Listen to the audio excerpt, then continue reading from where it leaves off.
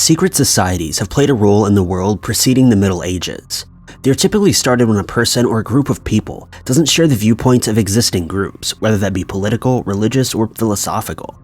Because members of these groups are sworn to secrecy, not much is publicly known regarding their infrastructure, but there's plenty of speculation. These are 5 of those mysterious secret societies.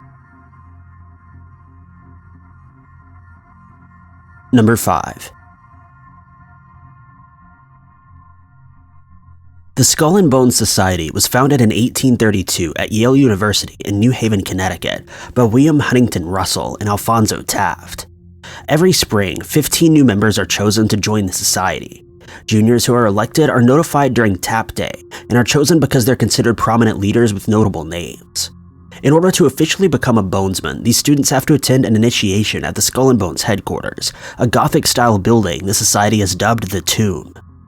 Not much is said about these initiations, but the secrecy and elitism surrounding Skull and Bones has led to speculation of occult practices, black magic, and financial stability if they keep what happens within the club a secret. The number 322 appears below the society's skull and crossbones insignia. This number is said to relate to 322 BC, when Athens lost the Lymian War and adopted a plutocratic government, meaning only wealthy people were allowed to remain citizens. The Skull and Bones Society followed this idea and believed that the wealthy should have full control over the government. Throughout its history, Skull and Bones has played a role in many successful and powerful people's lives.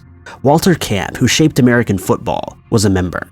Lyman Spitzer, who invented the Hubble Space Telescope, also took part in Skull and Bones. Frederick Wallace Smith went on to found FedEx, a multi-billion-dollar company, and many more members found unimaginable success after their initiation into Skull and Bones. Most notably, 3 generations of the Bush family would find themselves initiated at the Tomb. George Prescott Bush would become an investment banker and U.S. Senator. George H.W. Bush was the 11th director of the CIA and served as president from 1989 to 1993. George W. Bush was elected in 2001, leaving office in 2009. Looking into the members this secret society has bolstered, it's clear that most have been heavily involved in the government. This leads to future speculation that the significance of the number 322 on their insignia does in fact correlate with the idolization of the plutocratic government. Not much is known about what happens behind the walls of the tomb, as no one has ever broken their vow of silence. The truth may never be known, but it's telling that no one has ever come forward with inside knowledge about Skull and Bones. Number 4. On September 11, 1826, a man named William Morgan was jailed in New York for petty crimes. An unimportant man who was often referred to as a drunk, Morgan frequently moved with his wife and 2 daughters before settling in New York later on. At the time, Freemasons were heavily involved in the social, economic, and political aspects of the United States. In fact, 13 of the 39 signatures on the Constitution were from Freemasons. This didn't sit well with Morgan or his friend David C. Miller, who was a publisher at a local newspaper. The men devised a plan for Morgan to infiltrate the Freemason Lodge and divulge their secrets. Morgan gained access to the lodge and was able to document rituals and misdeeds by the Freemasons. He reported his findings back to Miller, who planned on publishing a book about the secrets behind the Freemasons' success. In August of 1826, Miller published an article in his newspaper alluding to his future tell-all book. This put the Masons on edge, and they began to harass Morgan and Miller. Morgan was arrested for a petty debt, and Miller was faced with a group of Masons at his print shop. Anticipating a confrontation, Miller was prepared and had a posse of armed men with him and were able to scare them off. 2 days later, his print shop was set on fire, and although no serious damage was done, cotton balls soaked in turpentine were found throughout the building, and it was clear the fire was a warning. Morgan was released from jail and subsequently rearrested the same day on yet another petty theft crime, this time a $2.65 debt. Late into the evening, a group of Masons posted his bail. They drug him to a carriage where he was never seen again. The following day, on September 12th, a group of 70 armed Masons confronted Miller at a tavern and watched as a constable served him with an arrest warrant. His lawyer, along with his posse of men, made sure he arrived home safely after the questionable charges were dropped. The entire incident sparked outrage within the community. The public demanded the Masons be held responsible for Morgan's disappearance and their threats against Miller. With many of the Masons having direct political ties, this wasn't an easy feat. In the end, only 4 of the Masons were brought to trial and convicted of forcibly moving Morgan from one place to another against his will. They received lenient sentences and never divulged what they did with Morgan. From this, an anti-Masonic government party was formed. Many citizens refused to elect anyone with association to the Freemasons into positions of power, and this ideal spread to neighboring states. With no compromise, it didn't take long for the party to dismantle, but by 1840, nothing was left but a powerful legacy. For the Freemasons, the damage had already been done. Over the course of all the hysteria, Masons across the country denounced their membership, and hundreds of lodges were shut down. In New York alone, 2/3 of the Freemason lodges were closed. Although the Freemasons are still operating today, very little is known about what goes on within the lodge walls. If nothing nefarious is happening, then why would they go to such lengths to silence Miller and Morgan? Number 3. In 1954, a group of the world's most powerful people began meeting at the Bilderberg Hotel in a small Dutch town of Oosterbeek. This group, composed of US presidents, European prime ministers, and wealthy CEOs, meets every year to discuss the political and economic future of humanity. The meetings take place behind closed doors, and the press has never been allowed access. Statements have never been released by those who attended regarding their thoughts and conclusions. This alone makes the Bilderberg group suspicious. Dennis Healy, a founding member of Bilderberg, says that decisions are not made at their meetings, and therefore privacy is not an outlandish demand. He said that the meetings are nothing more than a place for discussion. Many people argue, however, that when the rich and powerful organize things on their own best interest, it isn't more than a stone's throw away from the plutocratic government idolized by the Skull and Bones Society. Anywhere from 120 to 150 people attend these meetings every year, with the goal being to bolster a consensus around free market Western capitalism and its interests around the globe. Dennis Healy has freely stated that the conspiracy theories surrounding the group's ties to the New World Order are exaggerated but not completely unfair. He says that instead of fighting against each other, a single community throughout the world would be a good thing. While the group's existence cannot be refuted, their purpose is widely debated. Nothing from the meetings is ever discussed with the general public, so it's impossible to know what their vision of a political and economically sound future looks like.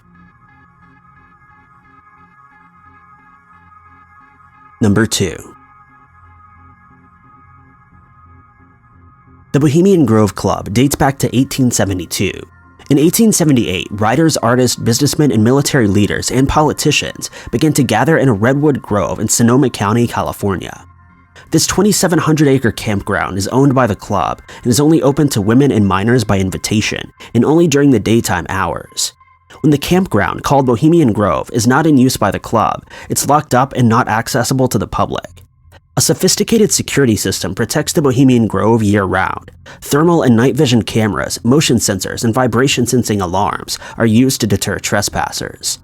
Ex-military personnel control the grounds at all times, especially when members are on site. In mid-July each year, the Bohemian Grove hosts a camp for some of the world's most prominent men. Robed figures sacrifice an effigy on the first weekend of this camp in order to banish the worries of the members. This ceremony is called the Cremation of Care and was captured by a filmmaker, Alex Jones, when he snuck into the campground on July 15, 2000. He claimed the ceremony was part of a devil-worshipping ritual, and the footage was the highlight of his documentary, called Dark Secrets Inside Bohemian Grove. 3 others were able to sneak into the camp between 1980 and 2002, but not much has been said about the ongoings of the elite club. With Bohemian Grove being so secluded and heavily guarded, and requiring multiple invites as well as a $25,000 initiation fee, it begs the question, what exactly is going on in those woods? Number 1. There's no secret society larger than the Illuminati. Its mere existence is debated, and the conspiracy theories surrounding it are plentiful. The Illuminati did exist without question in the 18th century, however. The secret society was started by a German law professor named Adam in 1776. Adam intended to join the Freemasons, but it's speculated that he either lacked the funds for admission, or his beliefs didn't align with the established society. On May 1st, 1776, Adam held the first meeting of the Order of the Illuminati in a forest. His mission was to oppose religious influence on society and the abuse of power by the state by fostering a safe place for critique, debate, and free speech.